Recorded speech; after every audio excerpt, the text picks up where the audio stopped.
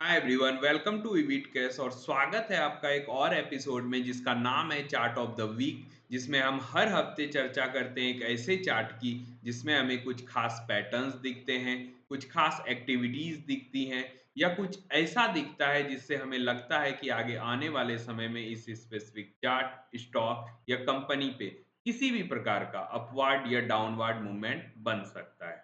2 disclaimer है इस chart के लिए कि ये चार्ट शूट कर रहा हूँ मैं 3 दिन बाद, जो अक्सर सैटरडे को होता है, क्योंकि due to out of station मैं शूट नहीं कर पाया था। दूसरा दूसरा डिस्क्लेमर है कि ये chart already chart of the week रह चुका है। तो हम अभी बात करेंगे कि दोबारा ऐसी क्या नौबत आई जो हमें दोबारा इस चार्ट को चार्ट ऑफ द वीक बनाना पड़ा। चलिए चलते हैं चार्ट पर और डिस्कस करते हैं इसके पीछे के लॉजिक के बारे में। आपके सामने जो चार्ट है वो ट्रेंट लिमिटेड का है। सबसे पहले जानते हैं कि ये कंपनी किस नाम से बाजार में काम करती है। तो जूडियो नाम से ये कंपनी काम करती है बाजार में, जो कपड़े बेचती है। यानी कि कपड़े का पूरा एसेसरीज अगर ले लें, यानी पैंट ले लें, शर्ट ले लें, उसको जीन्स बोल सकते हैं, टी शर्ट्स बोल सकते हैं, फुटवियर ले लें, यानी पहनने की जो अपनी पूरी ये एसेसरीज है, वो पूरा कॉन्सेप्ट को लेकर आई है। दावा करती है कि मैन्युफैक्चर खुद करती है। अगर हम और डिटेलिंग में जाएंगे तो और बेहतर रूप से पता चलेगा, लेकिन अभी हमें उतने डिटेलिंग में नहीं जाना है।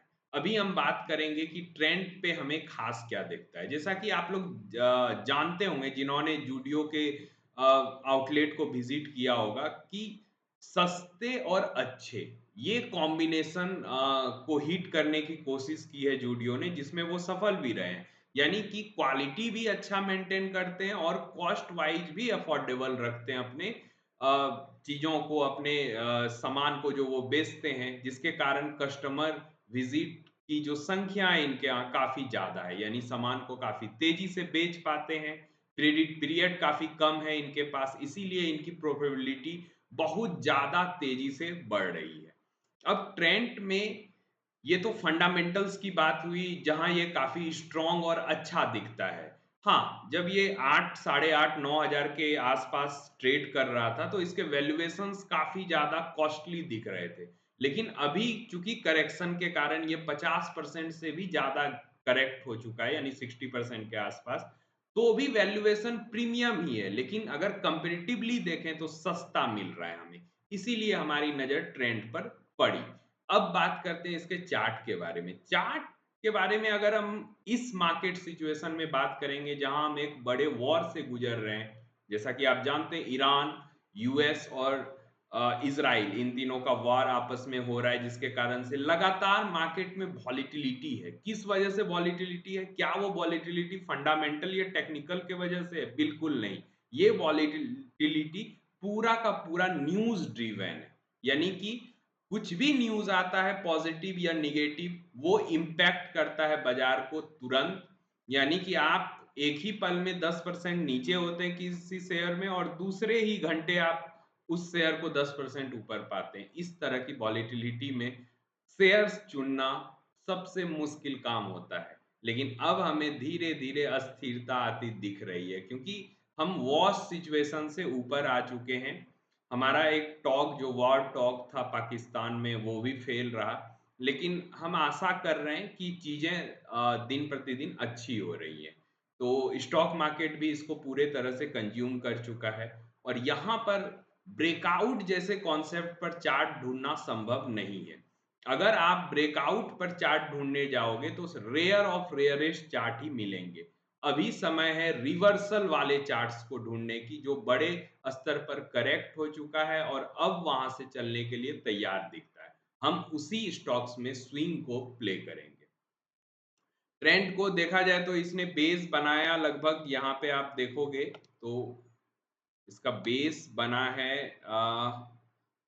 3200, यानी 3100 के आसपास। 3000 का आप अगर लेवल लेना चाहो तो ले सकते हो, जहां पर इसने बेस बनाया है, और रिवर्सल करके अगले ही वीक 3800 के आसपास चला गया। यानी कि अगर हम बात करेंगे तो ये 20% का मूवमेंट यूं ही हो गया बेस से।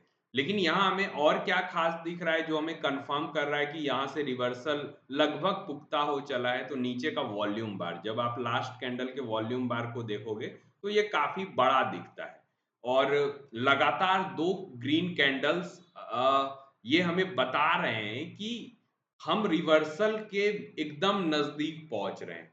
अब यहाँ इस कॉस्ट पे हमें एक्युमुलेट कहाँ करना है, ये सबसे ज़्यादा कन्फ्यूज़िंग विषय रहता है सभी लोगों के लिए जो स्विंग प्ले करते हैं कि किस प्राइस पे लिया जाए।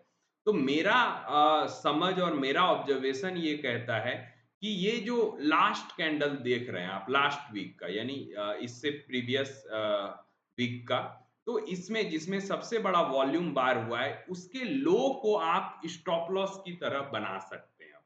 बिल्कुल बना सकते हैं। ये जो बड़ा वॉल्यूम बार है उसके लो को आप स्टॉप लॉस बना सकते हो और अगर प्राइस 3600, 35, 3680, 3690 या 3700 के आसपास आपको डिप दे। हो सकता है वो डिप 2, 3, 4 सेकंड के लिए हो या 10 सेकंड के लिए हो या मिनट के लिए हो या घंटों के लिए हो। जब भी ये डिप आपको मिलता है तो यहाँ आप ट्रेंड को एक्युमुलेट कर सकते हैं एक बेहतरीन मूवमेंट के लिए ऊपर की तरफ। लेकिन क्या ये मूवमेंट ड्रास्टिक होगी? बहुत बड़ा-बड़ा कैंडल यहाँ बनेगा? बिल्कुल नहीं। हम पहले मूवमेंट में 42-4300 के आसपास पहुँचेंगे जहाँ थोड़ा हर्डल आएगा।